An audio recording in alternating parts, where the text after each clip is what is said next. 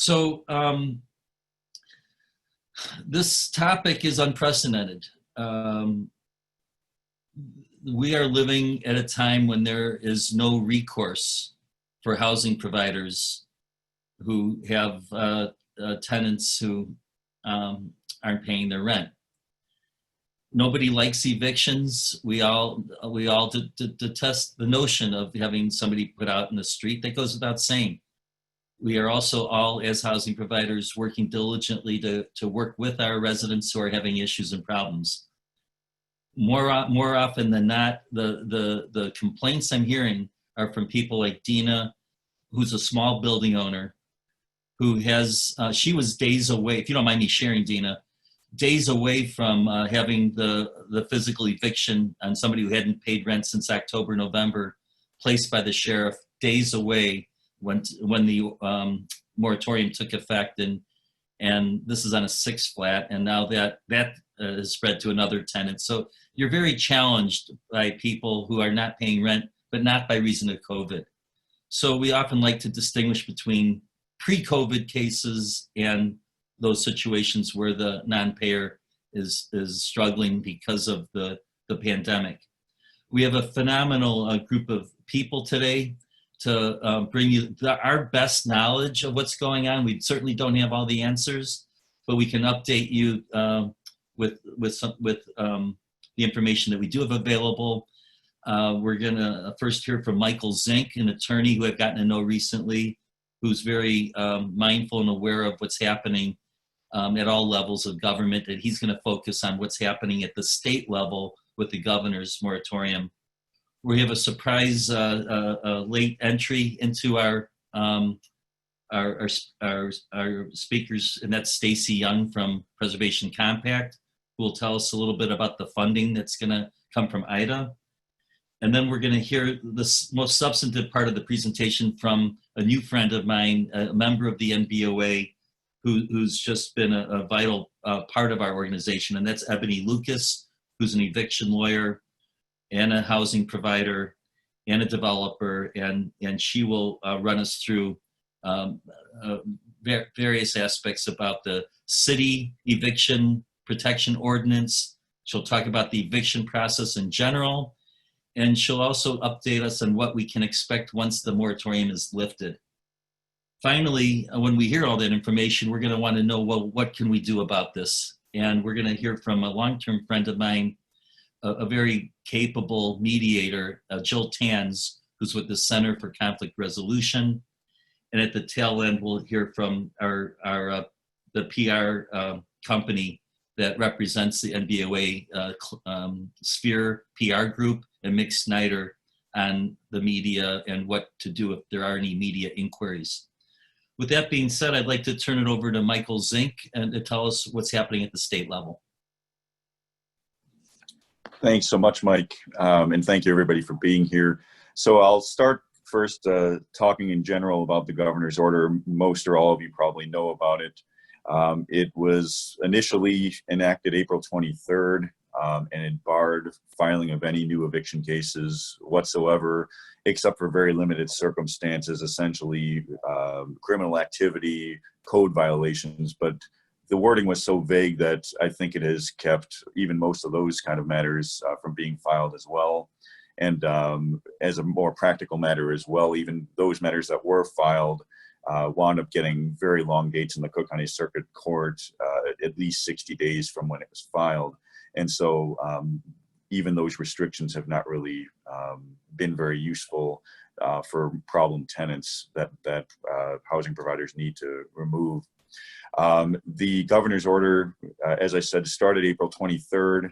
It's been renewed several times. The latest was on June 26th. If you wanted to look up the exact number of the order, it's Governor's Order 2020-44 is the most recent one from June 26th.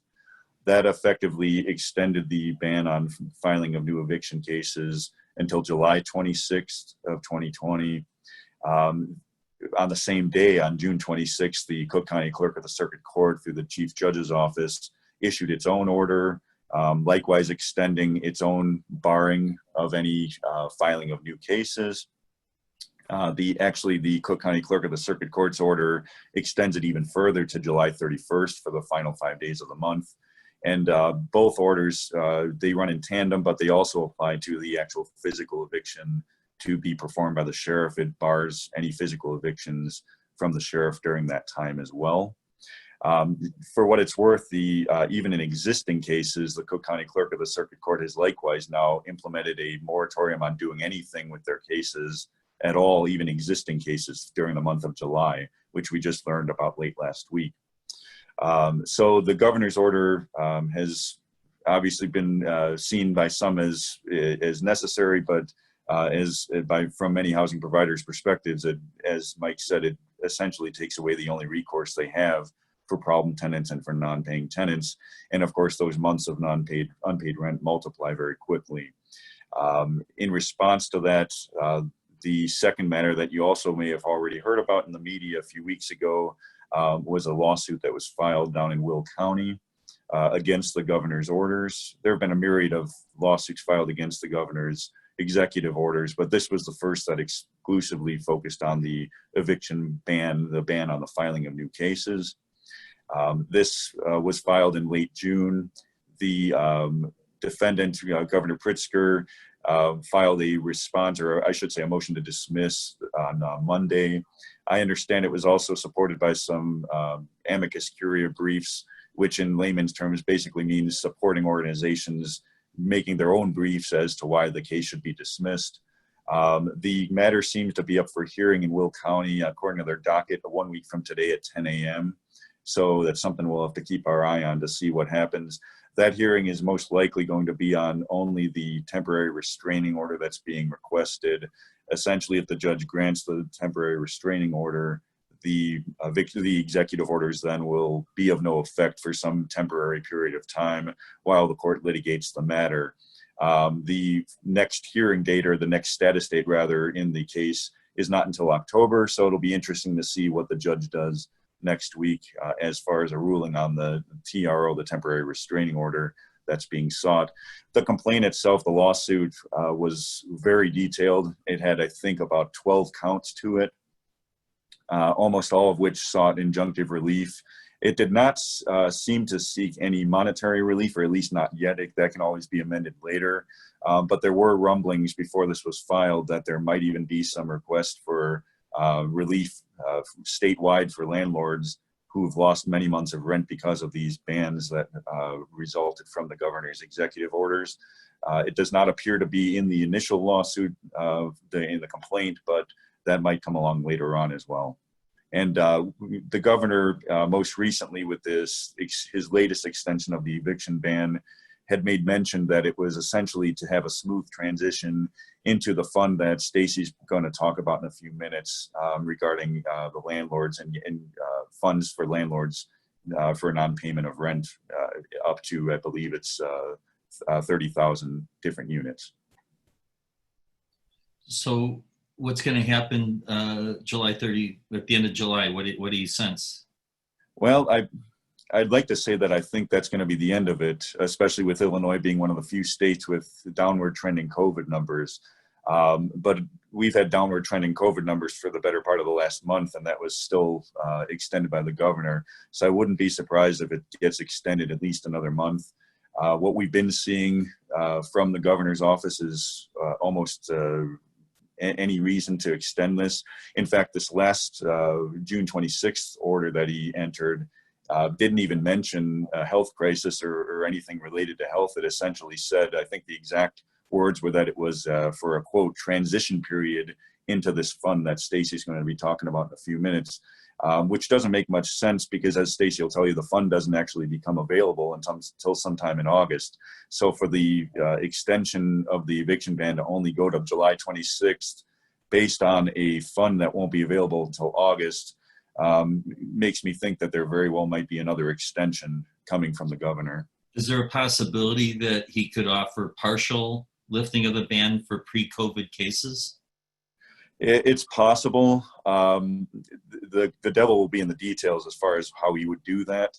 But right now, I don't see anything coming from the governor's office making any kind of distinctions like that even though that is the primary distinction that's causing so much angst among housing providers for the last 3 months.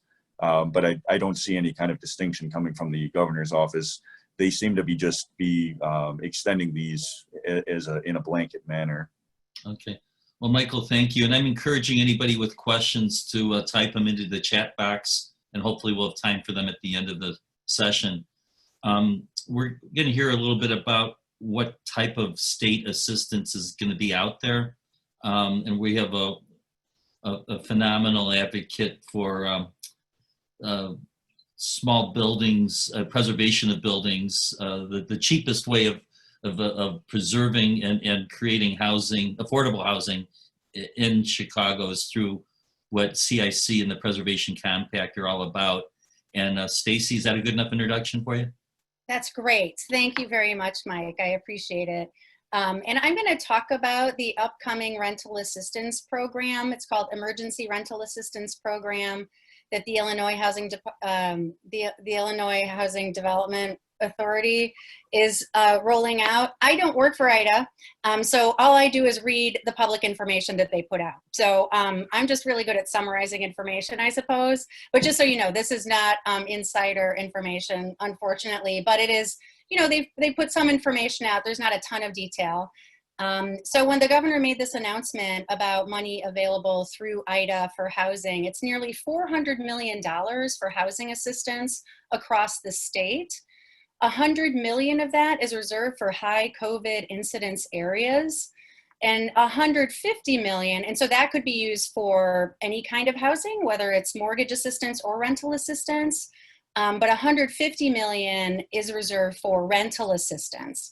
And that is expected to serve, as you just heard, around 30,000 households. So the program is structured in a way so tenants apply, and then an amount, $5,000 in rental assistance is available. And it is available to cover COVID rent losses incurred since March. So if there are losses prior to March, this cannot be used to cover those losses. And it can only be used for losses through December. It cannot go into 2021. So the $5,000 would be credited against arrearages again, arrearages in rent incurred since March, and any remaining balance applied forward as a prepayment of rent extending through December 2020. So a couple of weeks ago, housing counseling agencies and others were eligible to apply to help IDA with outreach and assistance to help tenants apply, and also to help on the mortgage assistance side.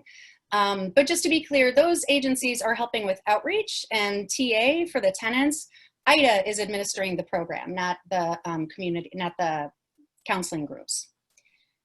So the assistance will be offered first to renters in areas that have been disproportionately impacted by the pandemic, and then will be rolled out in phases to renters across the state. IDA has not yet provided data on where those disproportionate impact areas are. We can presume that a lot are in the city of Chicago, but no maps have been released yet. And if a landlord is receiving this assistance from IDA, they must agree not to initiate or carry out eviction proceedings on the tenant for the duration of the program period. The requirement for income is that pre-COVID, the tenant was earning 80% of area median income or less, and I'll give you those specifics in a minute. And it seems like the application, they're trying to keep the application pretty simple, both on the part of the tenants as well as the owners. For the tenants, the application needs to include a written lease, a self-certification of income impact, and the past rent due. And building owners, the documentation is expected to include a copy of a written lease, a W-9 and banking information, and again, self-certification of tenant information and past rent due to COVID.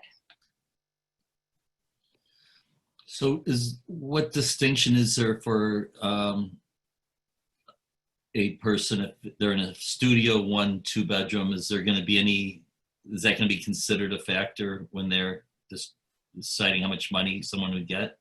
I don't think it is. I think that they were really trying to roll this program out very quickly, and they recognized that the more analysis they had to do on a per tenant basis, the longer it would take to roll out and the longer it would take for the money to reach the landlords. And so this is, again, as of this moment, because they could change the program structure, this is what the public information says. It's pretty much a one-size-fits-all program at this point. Okay, so just to confirm, to the best of our knowledge, once the program is launched, a tenant would initiate a COVID-related claim and bring support, like a copy of a lease or something?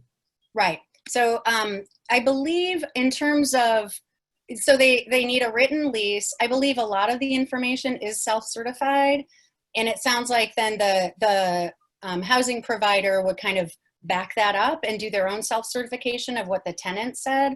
But again, the process is not super clear, but that's what it looks like in the material they've released. And then it would be likely a $5,000 payment if it's approved? That's right. And that would cover, again, arrearages back to March. And if there was money left over, it would be applied to rent through December. And that payment would go directly to the landlord? Correct. Or the housing provider, not the landlord. Correct. And what's the landlord's end of the bargain? They have to agree to do what? To not evict the tenant throughout that period.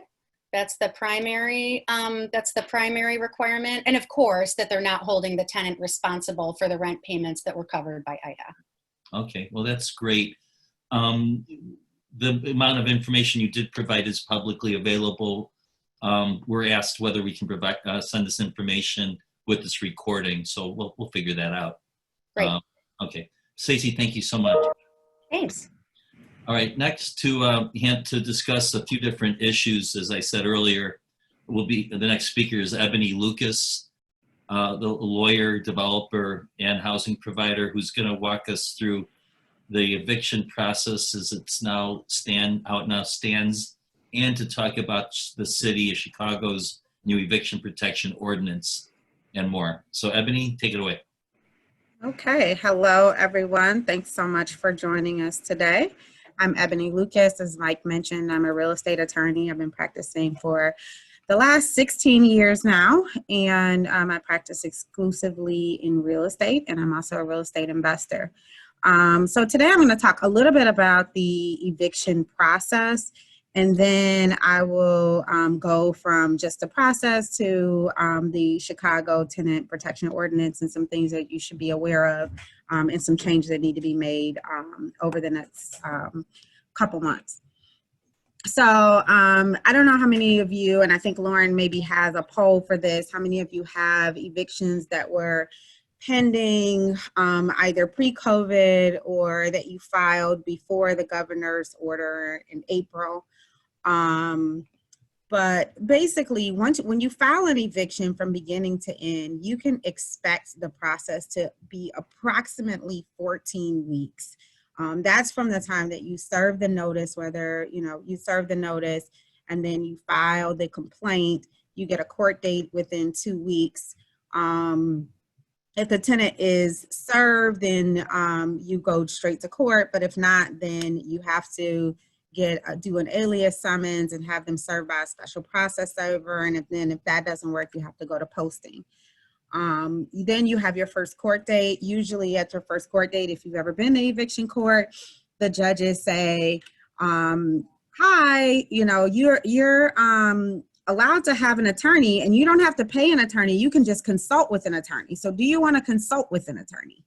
And just about every tenant will say, yes, I want to consult with an attorney. And if they say no, the judge says, are you sure you don't want just 1 week to think about it? So usually there's another week added in there just because the court does give them a week to consult with an attorney or hire an attorney. And then when you come back, the tenants do have a right for jury demand. So if they file a jury demand, that usually extends your process about 6 weeks, because then they have the opportunity to request discovery, and you have opportunity to respond to that discovery, and you have to schedule the jury trial date. Then you have your stay date, which is usually 1 to 2 weeks. That's the time that the judge gives the tenant to move out. And if the tenant does not move out in that time, then you place it with the sheriff, and it takes the sheriff about 6 to 8 weeks to evict. The sheriff does not evict between Christmas and New Year's Day, or if it's raining, snowing, or under 20 degrees. So this is the pre-COVID process that, as you can see, can take anywhere from 14 to 20 weeks and is approximately $600 to $750 just for the court costs, not including attorney fees. Lauren, can you go to the next page? So there's 3 different types of eviction notices, and I just wanted to talk about these because we've had a lot of calls and there's been a lot of confusion about what notices are given when and what happens when you give those notices.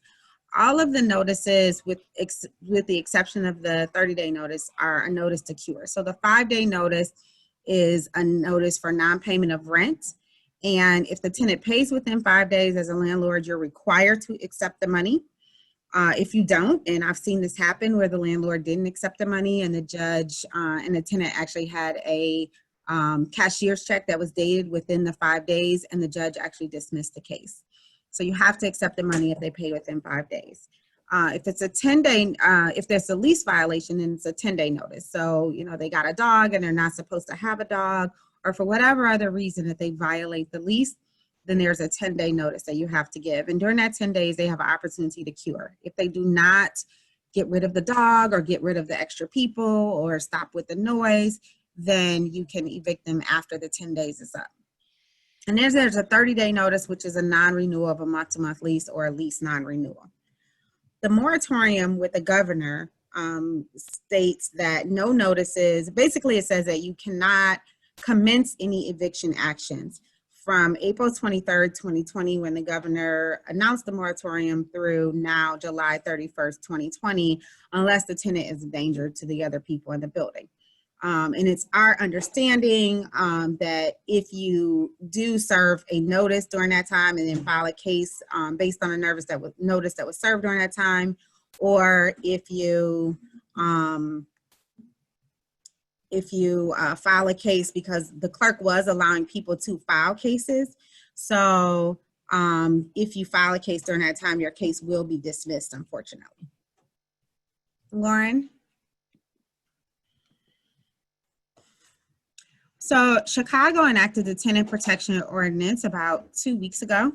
And in the Tenant Protection Ordinance, for an additional 60 days after the state's moratorium is lifted, a landlord can seek to terminate the dwelling unit by giving a 5-day notice. So if you want to give a 5-day notice, you can, but that notice has to state in it that if the tenant has a COVID-related hardship, they need to notify the landlord. And if the tenant notifies the landlord of a COVID-related hardship, the landlord has to wait an additional 7 days. And during that 7 days, you have to negotiate either a payment plan or a move-out date with the tenant. Unfortunately, when a tenant states that they have a hardship, a COVID-related hardship, you cannot request proof of any of their finances. So you can't ask them anything about their assets, their bank accounts, their retirement funds, anything that might assist them in paying rent. You're not allowed to ask them about. In addition, your agreement cannot require non-disclosure, it can't waive any repairs, and it can't be denied due to source of income.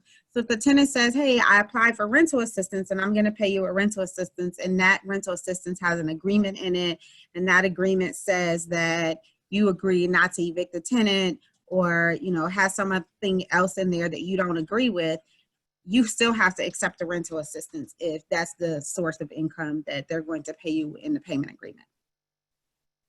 The landlord has to plead in the complaint. So when you get to the point of actually filing a complaint with the court, you actually have to plead in the complaint that you attempted to negotiate with the tenant based on their COVID-related hardship. And you have to prove this in court. So the landlord actually has the burden of proving in court that they attempted negotiations. For that reason, any negotiations that you attempt should be either by email or in some other written form, not just on the telephone. And certainly, I don't even suggest that you do it via text message, because if you break your phone or something and you lose your text messages, then you won't have that proof. So be very, very cognizant of the fact that during these negotiations, you're going to have to prove those negotiations in court, so they should be in writing. I suggested that you work with an attorney to get the COVID 5-day notice. I know several law offices have a special COVID-related 5-day notice that they have that has the language in it for the statute, so that you make sure that you don't violate it. Now, the horrible thing about this is that it's retroactive to March 21st, 2020. So even if you filed an eviction before the governor's moratorium, you still are required to go back to those tenants and say, hey, did you not pay me because of a COVID-related hardship? And if they say yes, then you have to try to negotiate with them. So again, make sure that you have some type of proof that during this time, you went back to the tenant and tried to negotiate with them. So what does all this mean? We're no longer getting 2-week dates because of COVID. It's more like 4-week dates. So when we're filing motions and other legal documents right now, what we're finding is that the court dates that we're getting in July are end of August, early September. The courts were scheduled to open on Monday, July 6th. And they did not open on that day. We were told that there were going to be some Zoom hearings. I think that there have been some Zoom hearings, but for the large part, the eviction cases have been continued to mid to late August. The Chicago ordinance also adds another week to the process because you have to wait another 7 days before you can file anything. There's no word right now on pending eviction cases, except that you need to try to negotiate with tenants and file an affidavit if the case was filed after March 20th. So if you have a case that was filed between March 20th and April 23rd, to avoid your case being dismissed, you do need to, again, go back, try to negotiate with the tenant, and then file an affidavit with the court stating the efforts that you made. The cases that were filed after April 23rd, if you filed anything after April 23rd, will be dismissed and your notices will likely be invalidated. So if you gave an eviction notice after April 23rd because you weren't aware of the governor's stay, my recommendation would be to give them a new notice. So all of this to say that now is the time to try to settle and reach agreements because this is a very long, protracted process. And unfortunately, we don't have a lot of control over it. We honestly don't know when the courts are going to open back up. We don't know when the sheriff is going to start evicting again.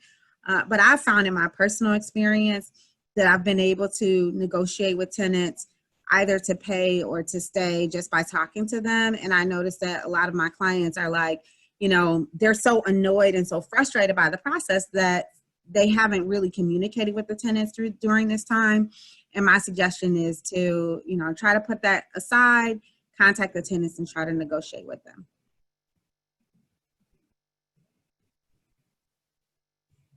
Okay. Questions?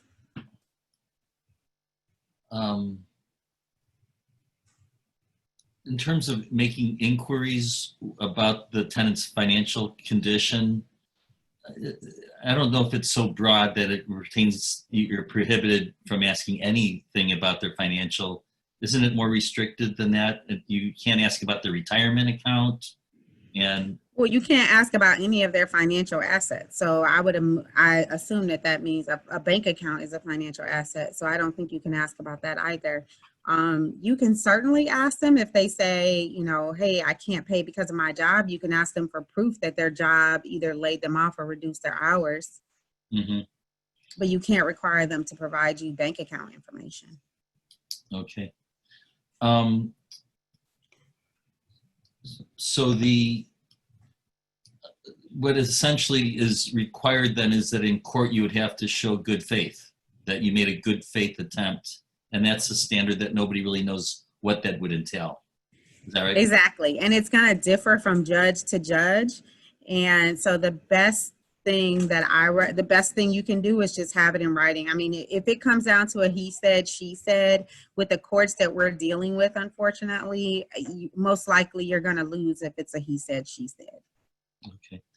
So, Ebony, let's just suppose July 31st comes and Governor Pritzker says, okay, we're doing well. We can't allow the backlog of cases to creep up any longer. We got to get the show moving here. So I hereby lift the order, the moratorium, and I think, doesn't the chief judge as well have to allow the cases to go forward? Yes. Okay, so The courts have to be ready, and they are, from every indication that we've had. There were a couple calls last week with several attorneys who represent both landlords and tenants, and there's every indication that they're nowhere near where they need to be in terms of being ready. In terms of safety for people going into the Daily Center, they don't really have a very good plan for that. They were talking about having 2 people go up on the elevator at a time. If you've ever been on an elevator in the Daily Center, you know how unrealistic that is. They have Zoom call information, but they don't really have a plan about how they're going to get the Zoom call information out to litigants who are representing themselves, who are not attorneys. So the attorneys, several of the attorneys on both sides got together and tried to make some recommendations to the court, one of which was to have some type of fund available so that both landlords and tenants can have attorneys. There were some other ideas of, having a dedicated judge who only deals with agreed orders so that you don't have to sit on a Zoom and wait for agreed orders.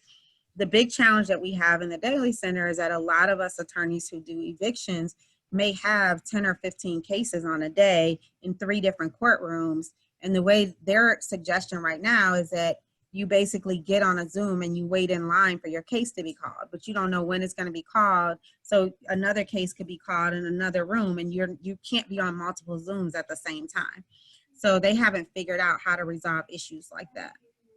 So those are special COVID-related nightmares, problems that the clerk of the chief judge and the judicial system have. The clerk, you're right, the clerk of the court, yeah. And among the possible solutions would be to have evening sessions or weekend sessions, or bring in more judges and have more courtrooms, or, but that all requires money, and we don't know if they're going to have the, or even the political will to even accommodate a rush on cases. What are some of the challenges? Yeah, I see one of the questions is about exactly what you just said about an expedited process, and there's no discussion about any expedited process. They don't even know how they're going to handle the regular process right now.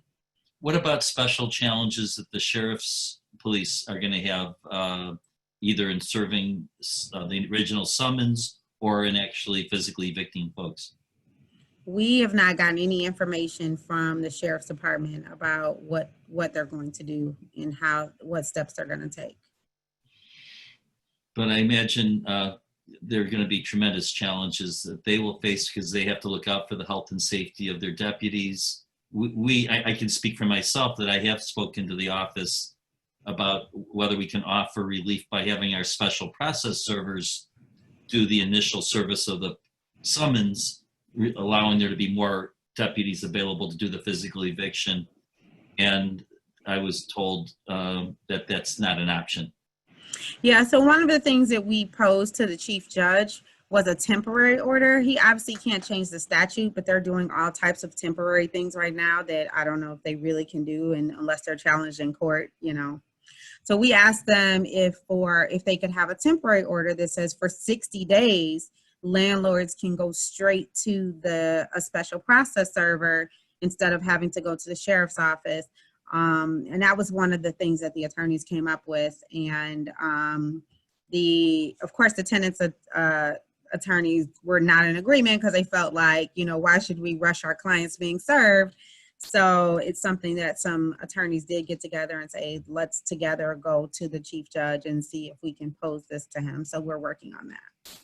Okay. In terms of special exemptions, I'd like to say that we're offering any NBOA callers on this phone call a special exemption. If normally in our meetings, if you ever use the word landlord, you're penalized $5, and it goes into a drinking fund. And you are supposed to use the word what, Ebony? Housing providers. Right, housing provider. And if you ever hear an NBOA member say landlord, hit them up for the $5. You'll also be invited to our big party that will happen once we're allowed to do that. Ebony, thank you so much for your excellent summary of all those points. So now we're sitting here wondering, what the heck are we going to do? Not only would we need to show good faith of our efforts to negotiate with a resident, not only do we need to show it, but we want to. We want to be able to sit down with any resident who is incapable of paying rent or they're purposely avoiding it. We'd like to avoid a backlog. We don't want to do the eviction. Are there any approaches that we could try? Perhaps a tenant or resident is just scared or ashamed or doesn't feel empowered to talk directly to their housing provider or the property manager. So an option that's out there, which might not be for everybody, but it might be there for more people than we think, and it's a proven solution or the step in the right direction, and that is mediation. And we have a wonderful mediator with the Center for Conflict Resolution, Jill Tanz, and I welcome Jill to overview what CCR has to offer us. Thanks, Mike, and thank you for giving me this opportunity to speak on behalf of the Center for Conflict Resolution. If you can just go to the first slide there. Great, thanks. I'm here to talk about what the Center for Conflict Resolution can provide for you. They are the sort of official partner in the Eviction Protection Ordinance. And I think maybe you'll find that this is going to be beneficial to you in a variety of different ways.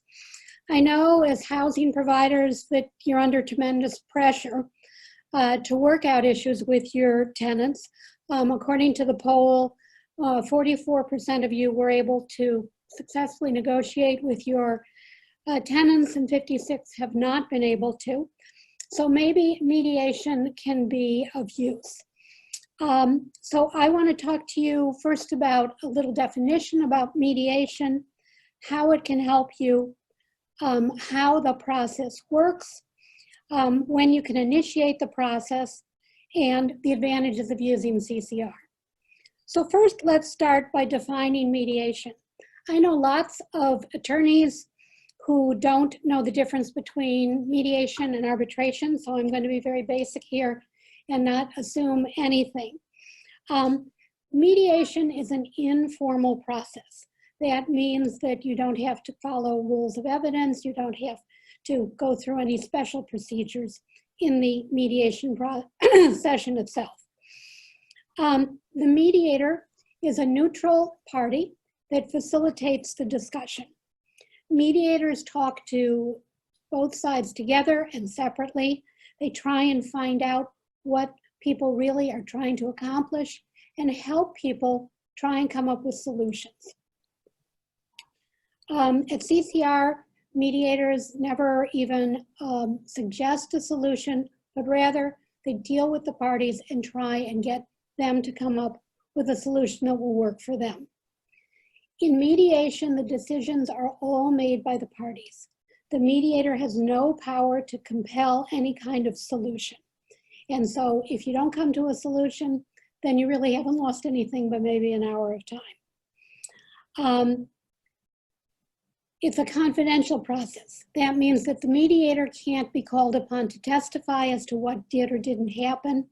It means that the parties can't testify that, well, you said this at mediation and now I want you to hold to it. So that you can negotiate, you can put things on the table and won't be held to them later if it's not successful. And finally, there's no requirement that attorneys be present. Most of the mediations done at CCR are actually done without any attorneys, and so mediators are accustomed to that. Next slide, please. So what are the advantages? How can it help you? First of all, as I said, the parties retain control. The mediator helps guide the process, But since the parties have to both buy into the process, it means that there will more likely be, the parties will more likely comply with the terms of the agreement since they've set it up themselves. Also, mediation has a very high success rate. CCR has been mediating within the courts and within the eviction court for years and years. They have a 63% settlement rate in the courtroom, and we anticipate that the success rate would be much higher if it's done before you get to court. And mediation, if the parties agree, results in an enforceable written agreement, which is written, as I'll discuss, right in the mediation process. Next slide. So when can you mediate? You're accustomed to negotiating, I'm sorry. When to mediate is the earlier you can start, the better off you are. You can go to mediation even before the 5-day notice is posted. You can go right now, even though there are various moratoriums and there are various things that are tying your hands in other ways, you can still go to mediation. If you have a tenant who is reluctant, who doesn't want to do anything because they feel they can just sit there for a while, you can suggest to the tenant that they call CCR and discuss mediation with them. CCR staff members are accustomed to explaining the process. And in fact, usually it's the other way around at CCR. CCR usually gets calls from tenants who would like to mediate, and the housing provider is the one who is reluctant. So we're hopeful that we can be of assistance to you in convincing tenants of why this is a good idea. You can, once that notice has been, the 5-day notice has been served, now you have this 12-day grace period under the ordinance, you can suggest mediation. And to the extent that you need to show good faith, you can use evidence of going to mediation, or at least of trying to set up the mediation as a showing of good faith that you have tried to negotiate with your tenant. Hopefully you actually do negotiate, actually you hopefully do mediate and come to a solution. But if not, you have evidence that you have acted in good faith. But once you do get filed, your case filed, and you have this extended period perhaps between the filing and the return date, you can still initiate the mediation then. And in fact, once you get to court, CCR will probably have mediators there even on the day that you and your tenant show up in court. Next slide. So what's the process? The case intake is done by the staff at CCR. I'll be providing you at the end here with the phone numbers and email of how to contact CCR, but either you as the housing provider or your tenant can make that initial call, and the staff will get the information and make and explain exactly what the process is. Then a Zoom mediation will be scheduled, probably within a matter of days, certainly within a week.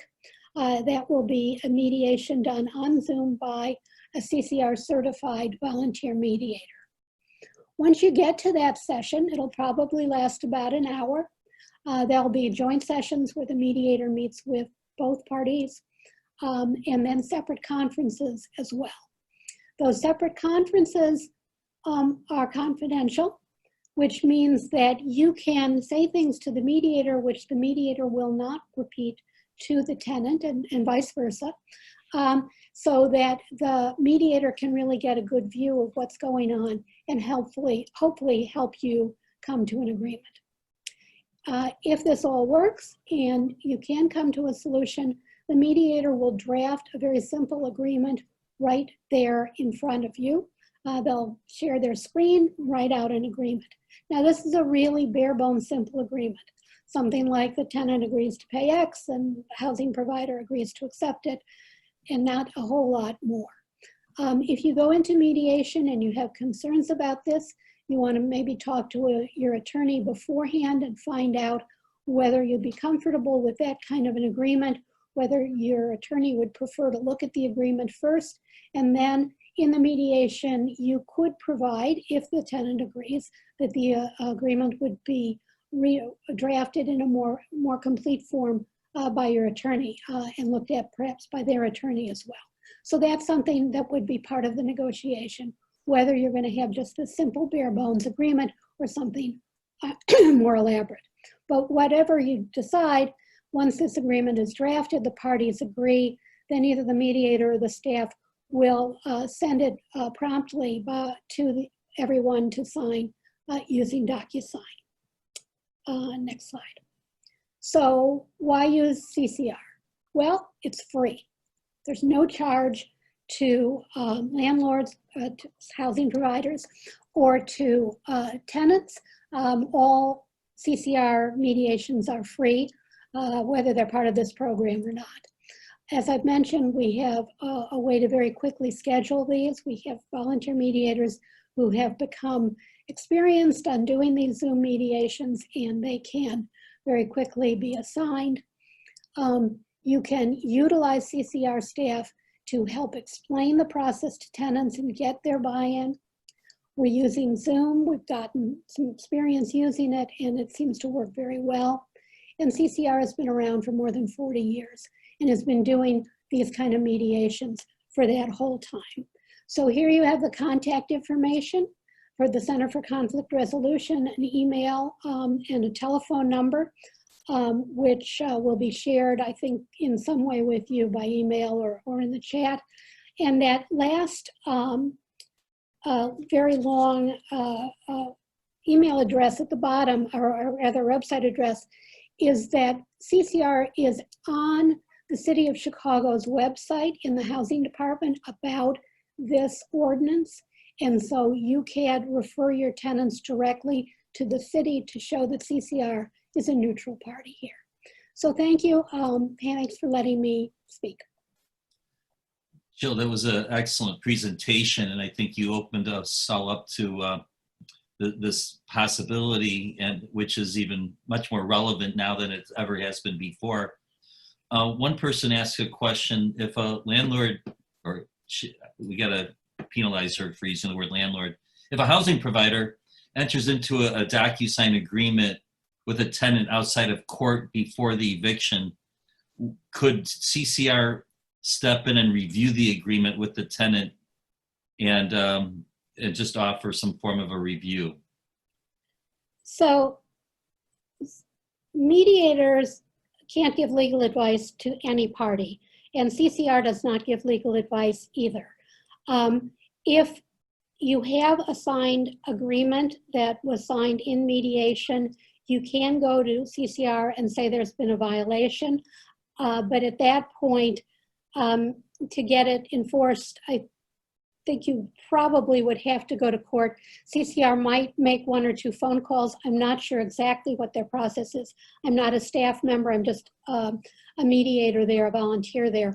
But it certainly would be an enforceable agreement if it's signed prior to the court date. Okay, so the statistics, and I don't know, I might have spaced out and not heard you say it just now, but pre-COVID, your statistics are astoundingly impressive in terms of the success rate of reaching agreements with people versus the default rate. Do you remember what those numbers are? So it's 63% in housing court on the day of the trial, 63% settle. And it's higher for other kinds of mediations, but we expect this would be higher as well. And you're open for whatever negotiation the parties are open to. If it happens to be a cash for keys type thing where the tenant agrees to move out, anything's possible, right? The advantage of mediation over, say, court is that you can be very flexible. You can settle in all different kinds of ways. So whether it's a cash for keys situation, whether it's to help the tenant get some other assistance, whether it's using the security deposit, any of those things would be possible in a mediation. but it'd be up to the parties, the housing provider and the tenant, to figure out what options would work for them.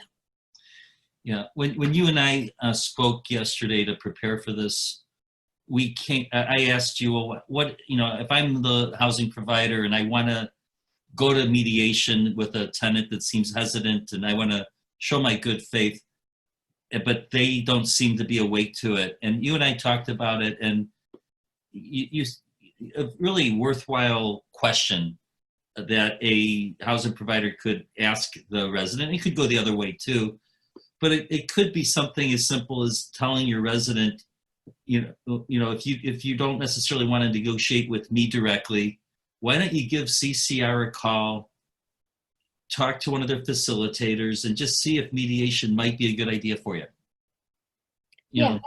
CCR is a neutral party here, and tenant housing providers as well as tenants can use the staff there as a way to bring the sides together to enter into a mediation.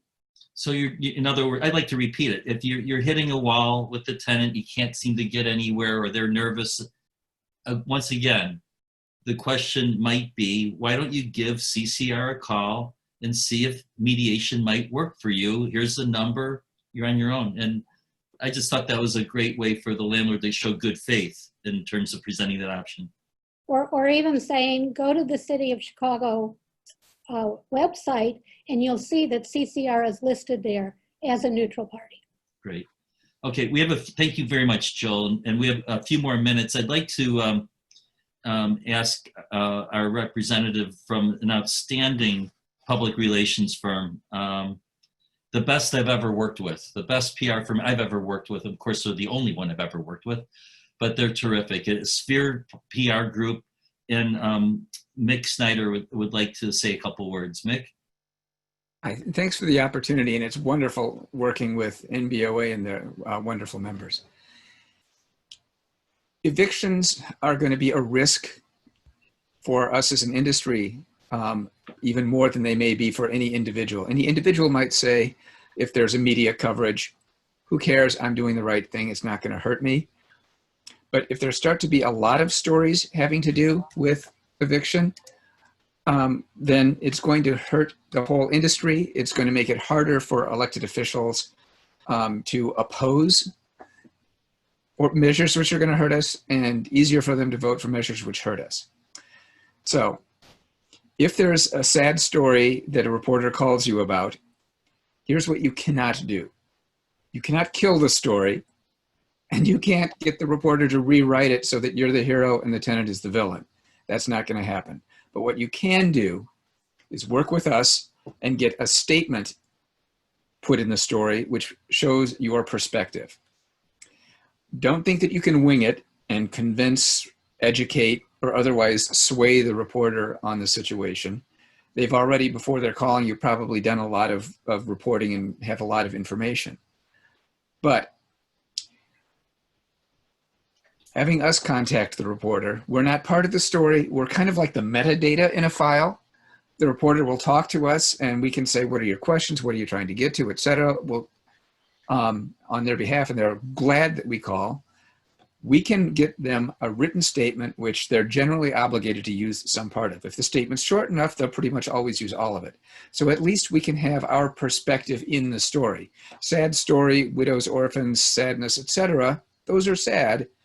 We can also add a sentence. In this case, the tenant was 6 months behind rent, whatever the situation might be. Have something to balance out the story so that it's not a one-sided shellacking, putting us in the hole with all of the public officials whose goodwill we're going to continue to need as they continue to look at measures that will affect us, probably many of the times adversely. We are having some success now by working with them and letting them know who we are, but we need to constantly be at that. So here's the flow chart for what to do if you do get a call from a reporter, or if your office gets a call from a reporter. I'm sorry, I can't talk right now. Can I get back to you? Let me get your information. So stop and don't talk, get their information, call us. We'll contact the reporter and we'll either send out the statement that we agree to, a standard one about this is illegal, we have a right to our unit, however it is, or we'll come up with something specific if you tell us what it is. This is a service that NBOA is providing to all of you on behalf of the industry.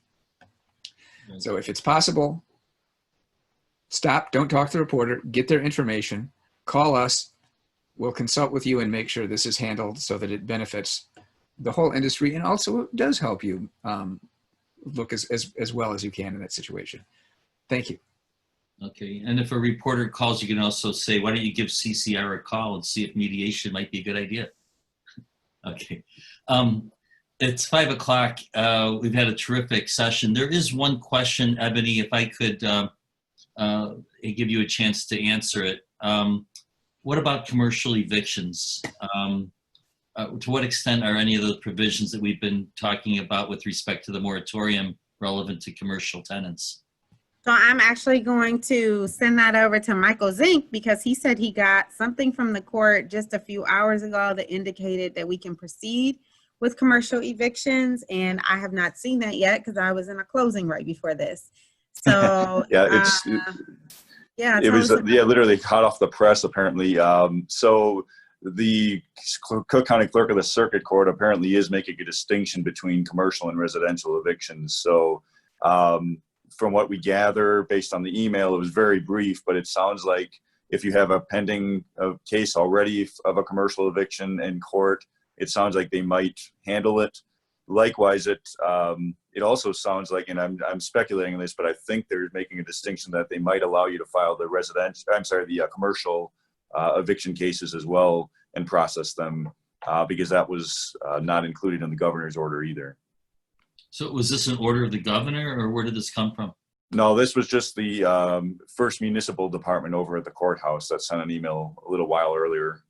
Great. Okay, it's beautiful. We did this in an hour, had some phenomenal presentations. Thank you all for presenting. Thank you all for attending. Keep an eye or an ear out. We hope to have more informative type of webinars as the need develops, and have a great rest of the day, and good luck with all that you all do, and take care.